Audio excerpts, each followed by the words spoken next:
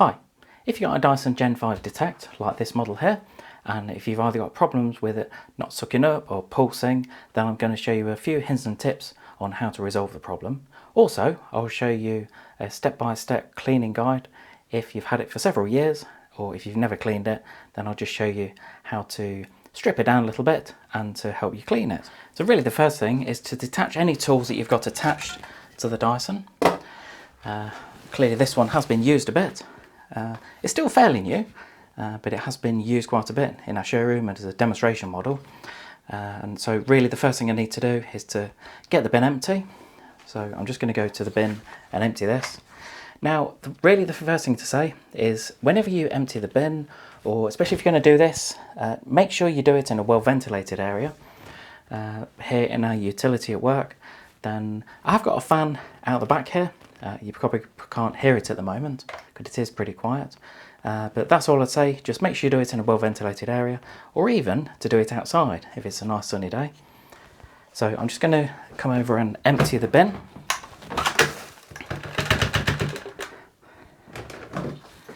So now I've got that empty, you can still see, even though I've got it empty, as good as the Dyson models are, there's still quite a lot of dirt inside. But really what I'm going to do is I'm just going to clear the space. So I'm going to put everything to one side and I'm going to just put a small piece of newspaper down because I suppose it just makes the whole cleaning process a lot easier for clearing up afterwards. So now I've got some newspaper down, really what I want to try and do is to do things, I suppose, in reverse a little bit. So I tend to clean the things that are not quite that dirty. So I'm just going to pop this to one side for a moment. So I'm just going to show you how to clean some of the tools and accessories. Now, I suppose some of the things that we'll need. First of all, I suppose these are some of the things that I've been using. So I've just got some multi-purpose wipes. I've just got a couple of cloths. So these are things like microfiber cloths and just a paintbrush. So it doesn't have to be anything fancy. This is just an old one that we use at work. So let's just pop these things to the side for a moment. So I will be honest, some of these tools and accessories we haven't really used a lot, so they will look pretty clean. But I'm just going to show you really the best way to clean some of these. Now, I think it's personally quite important with things like this. So this is the main wand, or the lance as some people call it. First of all, what you want to do is to make sure it's nice and clean on the inside. So just have a look through. You can see that there are no blockages at all in there. That can be quite important because if your Dyson is pulsing or if it's stopping to work, then this could be one of the areas that you do get a blockage. Now with something like this, all I do is I just normally just get a microfiber cloth, just give it a wipe over, just make sure any of the ends are nice and clear. So just give that a quick wipe. As I say, this model hasn't been used a huge amount, or well, it doesn't look it anyway. Although the amount of, I suppose, the number of demonstrations we've done are quite a few. So that doesn't tend to take a lot to clean it. I'm just going to pop this to one side now. Next one to look at is the brush attachment. Now this one can get things like hairs on the end, which I've tended to find here. But again, it doesn't need a huge amount of cleaning. I suppose for the majority of people, just make sure that's nice and clear at the end. So just have a look through. You can see that's nice and clear going through there. And again, just pull that back. Just give it a quick wipe round. Next one, this is the combination tool. This shouldn't ever really need that much cleaning because you could find that any bits that you get around here will fall off quite easily. So I just recommend going over to your bin and just giving that a bit of a brush. You've got the brush on the end itself, so once you've done that, just give it a quick wipe over. Again, just make sure there are no blockages in there. But those kind of tools don't normally need a lot of cleaning. Next one to look at is this one. This is the cheeky little hair screw tool. Now this is something that's gone down really well with customers. It's not just available on this model, on the Gen 5 Detect. This is available on quite a few of the higher end Dyson products now, and it is available as a separate accessory as well. I suppose really the idea of this is that it reduces the amount of hair that you get wrapped around the brush. And to be fair, it tends to work. As you can see, this is pretty clean, so it doesn't need a huge amount of cleaning. But all I would do is I would just lift that tab up on there, and then it separates into two parts. All I'd normally recommend is, I suppose first of all, just get a paintbrush. So just on the inside here, just give it a quick brush out. Just get rid of the majority of the dirt, and then once you've done that, then I'd say just get one of the wipes. These are just some multi-purpose wipes. Just give it a quick wipe on the outside there, and then try and give it a bit of a wipe on the inside as well. You can find it just gives it a nice fresh look inside. Sometimes people tend to use a damp microfiber cloth. Now that's an option. Again, just on the outside here, just give that a bit of a brush.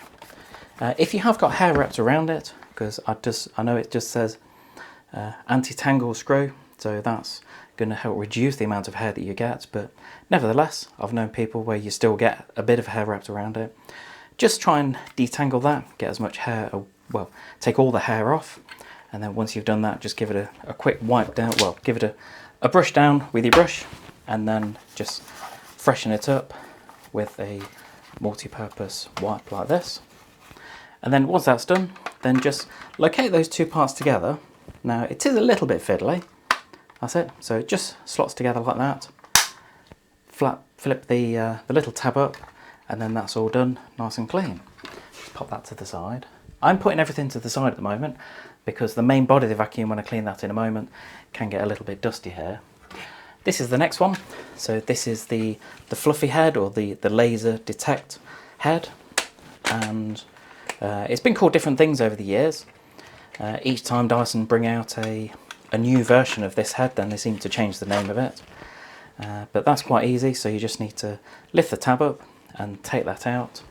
Now with the actual brush itself, I suppose it's best to again do it over the paper. Just give it a quick brush down with the brush itself. That's all I'd recommend doing. There's nothing really else to do. And then once you've done that, then as far as the main part, so just give that a quick brush down. As I mentioned earlier, some of these parts haven't been used a huge amount because this is mainly a demonstrator, so some of the other tools and accessories are the main ones that we use. But I'd recommend just get one of the wipes and just give it a bit of a refresh on the outside and the inside. So just get it around in the inside there. There we are. Even looking nice and clean now. And then once you've done that, just pop that back in there. There we are, just clips back into place. Really depending, I suppose, on what you were going to wipe it with. If you're going to use a damp microfiber cloth, then just leave that a couple of minutes, because some of these multi-purpose wipes can be quite damp, can be quite a bit of moisture in there. So I just recommend leaving that a moment. But as far as that tool, that's nice and clean now. So that's another one to put to the side. Now we come on to the main floor head. As you can see, this has had a bit of use, so we've used this quite a lot. And with this, so you just need to get a coin and just pop that in the side. You can use a screwdriver. You can use quite a large screwdriver, but personally I'd always recommend using a coin because there's a lot less chance of damaging it. So once you've taken, that's it, you just take that out, and you can see here it has had, I have cleaned it, well, not too long ago, because the demonstration models we try and keep pretty clean, but here we go, you can see some of the dirt that's falling out there. But just give this a wipe down, or give it a brush down first with the brush. If you have got any hair that's been wrapped around it, then just try and detangle it from here, and then that's it. So just give that a wipe round. So just got rid of that wipe, and I'm just going to get a fresh one in a moment. So with this, you can see that there's quite a bit of dirt, and it's just falling out here. And you might find if you've been using yours for some time, then you'll get a lot more dirt than this falling out. But I'd always recommend use the paintbrush, just getting the majority of it out. If you are in a small enclosed space, then you could use a mask. If you've followed me on YouTube for a while, then I've done quite a few of these cleaning videos, and on the whole they go down pretty well. And I do listen to the feedback that some people leave me. Some people say that I shouldn't be doing this in an enclosed area, and I must admit, okay, at the moment, this is our utility area at work, and I do tend to find it's quite a nice compact space in here, and I've got a fan running in the background to help with the ventilation, and yes, I could be wearing a mask, but if I was, then my voice could be a little bit muffled like this, so it could be a little bit muffled if you didn't get what I said. Anyway, so just get a fresh wipe.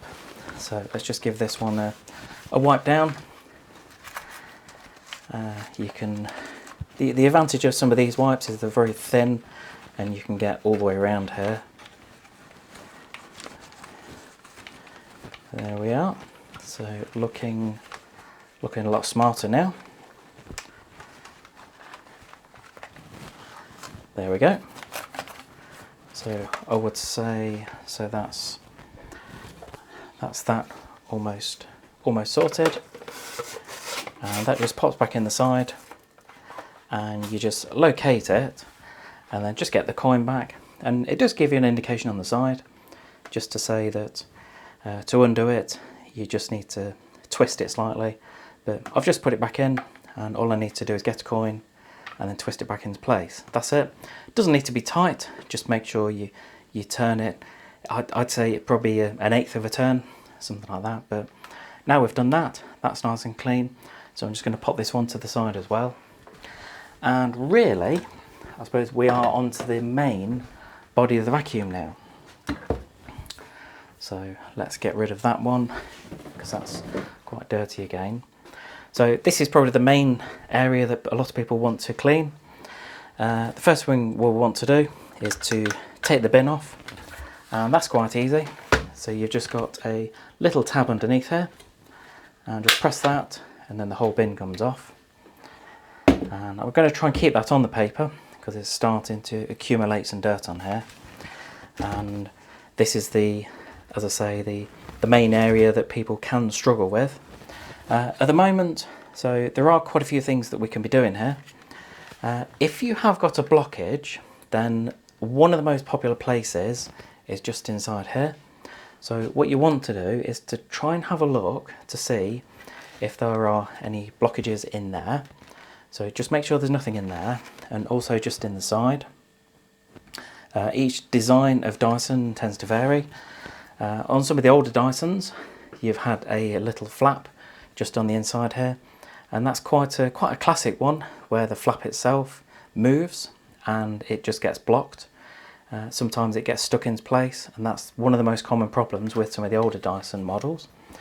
So that's normally quite an easy fix. But on this one, there's quite a few things that we can be doing. I suppose the first thing is to take this off. Now you can see that this has had quite a bit of use. Now the picture of the tap on the side, or faucet if you're in America, that indicates that we can wash this. So what I'm going to do, let's just twist this around a little bit. And it's always been I suppose a small amount of amusement that each time I've made a video, people comment on the squeaky tap. And yes, I've not fixed the squeaky tap.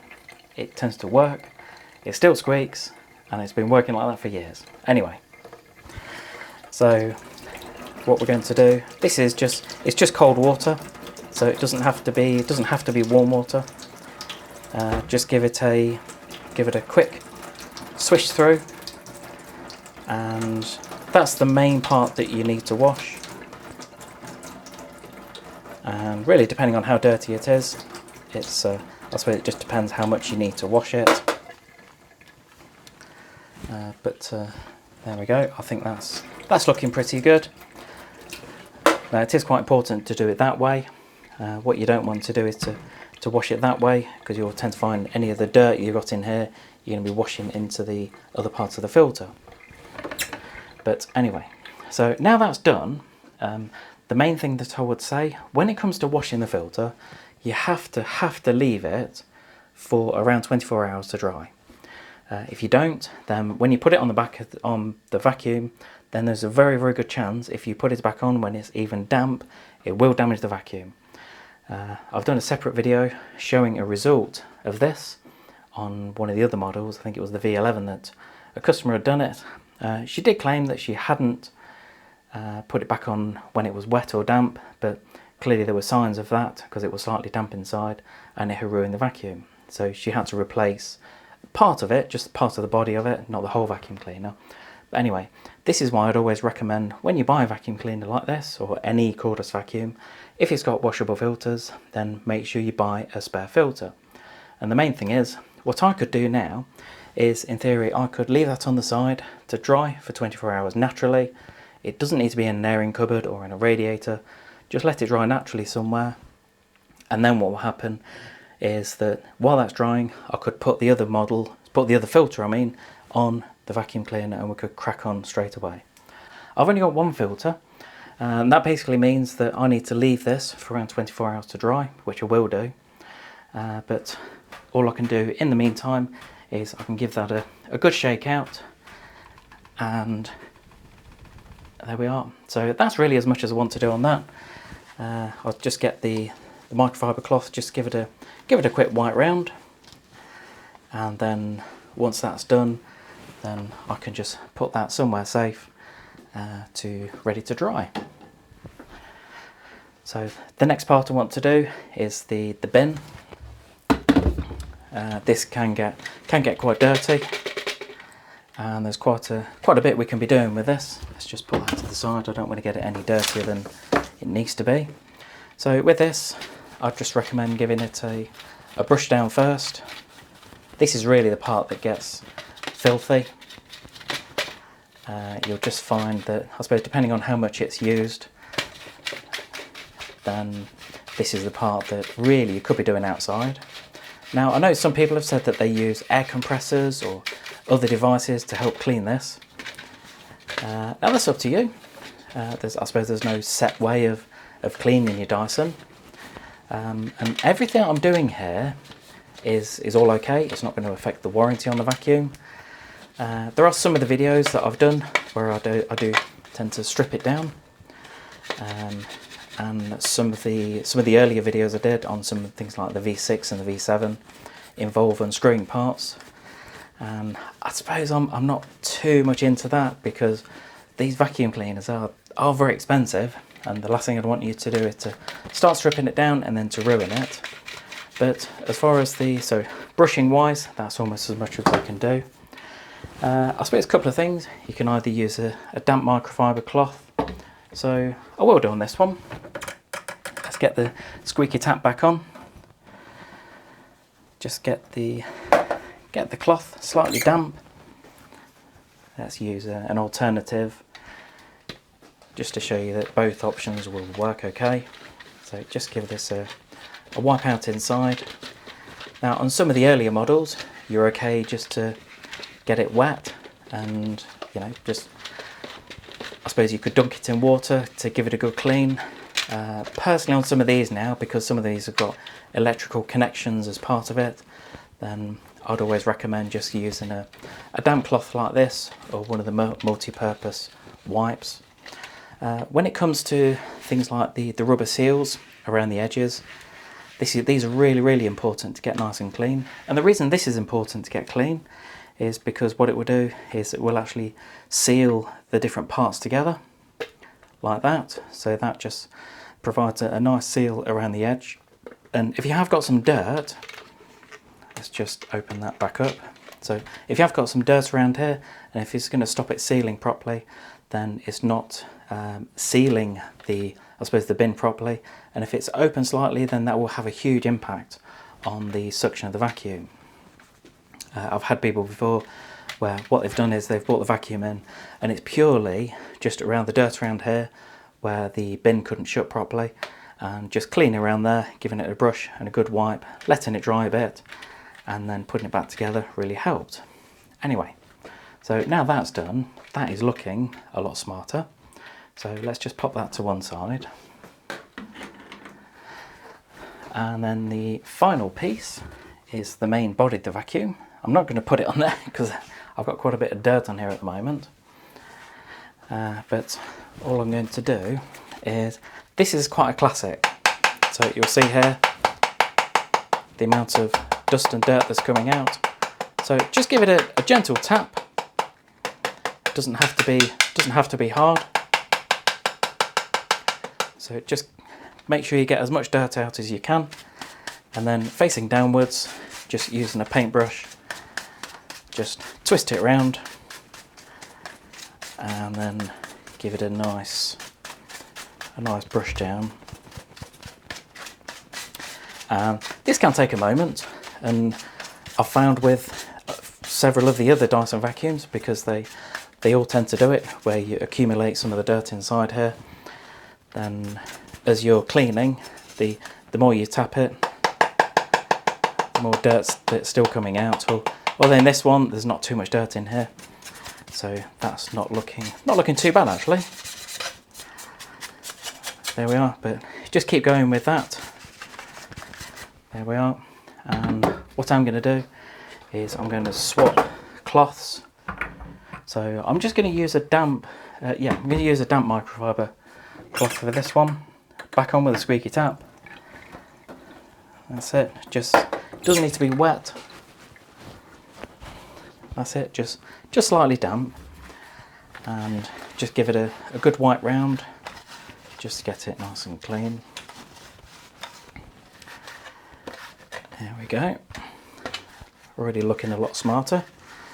And I suppose apart from just around here, because you don't want to get any of this wet at all. So that's why if you do anything, then just use a damp cloth. There we are. And it's really, really important to make sure this is nice and clean. If you get any buildup of dirt or dust around here, and again, if the bin isn't sealing properly, then that can have a big impact on the suction. So just give it a wipe over all around the vacuum. There we are. So around the main body of the vacuum, this one isn't actually too bad. When it comes to the battery, so I'm not going to cover too much on this, but you can remove the battery like this. There's not really a huge amount you need to do when it comes to cleaning, but if you ever wanted to replace the battery on the Gen 5 Detect, then this is ideal, because you just need to press the button at the front and that just clips off, and then you can pop a new battery on and away you go. You'll have almost a new vacuum cleaner if you are struggling with the runtime of it. But anyway, I think that's pretty much it for the main body of the vacuum. Just check up here, make sure none of these holes are blocked. If they are, just get your paintbrush and I suppose just hold it upside down and try and get any of the dirt or the dust out. I wouldn't really touch the back here, as far as with a very wet cloth. Just give it a quick wipe over. That's as much as you want to do. But as far as the actual body of the vacuum, then that is pretty much done, and that's looking really good actually. What can be very frustrating is if you get to that point of cleaning, you tip it upside down, tap it, and you still got dirt coming out. But there isn't a huge amount you can do. Just get your cloth and pop it in there. Some of these cloths will need a good clean out. That's why using some of the disposable wipes can be quite good. But yeah, I'd say we're pretty much there with the vacuum now. So what I'm going to do is I'm going to put this to the side, because the last thing I want to be doing is getting all the clean parts back onto a dirty area. So if I just pop all of this down and let's carefully, so you always want to be really careful, because especially if you suffer with things like asthma or dust allergies, then you don't want to be getting that dust coming back up at you. So let's pop that back in the bin, and using one of the cloths, just give it a quick wipe down. I will give it a good clean in a minute once I've finished recording the video, but there we are. So that is those parts all done. There we are, one clean body of the vacuum, and then all we need to do is just put that back on here like that. So that just slots on that's it. Just drops back into place, looking a lot better. I've made sure that this was nice and dry, so I've left this around 24 hours. That just pops back in there like that. And so that's the main body sorted. And all the other tools and accessories are nice and clean now. So we'll just get those back into the video. There we are. So if you had got a blockage in there, in your Dyson Gen 5 Detect, and if I've hopefully helped you sort it out, then just pop it in the comments below. I hope you enjoyed this quick video. I hope it's helped a little bit, or even some people just enjoy coming here and watching me strip some of the vacuums down and just helping to clean them out. As mentioned earlier, it hasn't been used a huge amount. So the main body, and using it with this, the main drive head, we have used this a lot as a demonstration in our showroom. But if you've got any questions on it, either to do with the specification or taking it apart, if you've got any problems with it, then just pop it in the comments and I'll get back to you, because we do try and help people. It doesn't matter if you've not bought it from us, I'm not worried about that. If I can try and help you out, then that's the main thing for me. Also, all I'd normally say is please subscribe to my YouTube channel, click subscribe and leave any comments below. I'd always ask for comments, whether it's good or bad, about the video. If there's something that you came here to watch and if I've not covered it, if I've not solved an issue for you, then just pop it in the comments, or if it's a question, then I'll get back to you. If you have got one of these models, the Gen 5 Detect, let me know what you think about it, because I'd always appreciate the feedback. Thanks for joining me.